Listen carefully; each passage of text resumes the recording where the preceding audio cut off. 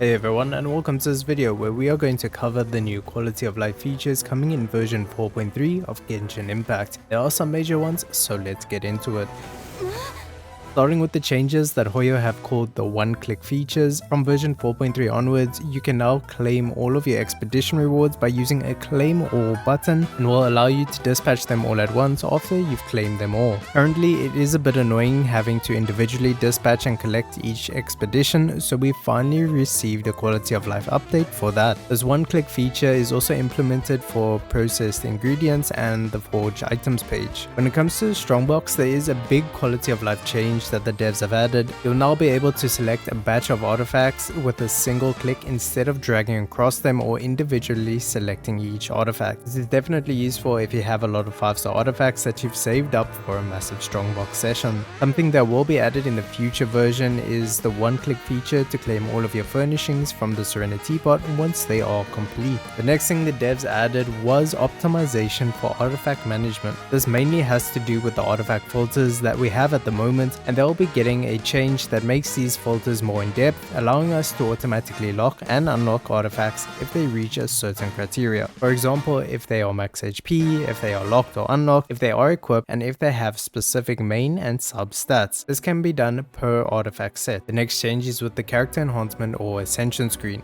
Currently, we have a pop-up screen that appears where you can select your XP materials and then confirm it. From version 4.3 onwards, the XP materials will be integrated into the original screen, so no more pop-up. There is also an auto-add feature to get to a specific level within that Ascension range. And probably my favorite change coming in version 4.3, the limit of artifacts you can consume when leveling your artifacts has increased from 6 to 15. There is also a new feature being added that will automatically fill open slots with artifacts to take you to the next tier, those being level 4, 8, 12, 16 when you receive a substat increase. The last more detail they added to this was the option to auto-add 5-star artifacts. This can be changed once version 4.3 is live by going to the settings and then clicking on other. When it comes to weapon enhancement, the limit of items you can add to consume has increased from 20 to 40. As well as when you refine your weapon, you can now add multiple refinements instead of just one refinement at a time. Those who save up resin and do multiple runs in domains, there is a major quality of life change coming in version 4.3. After you've collected rewards from the leyline tree during your first run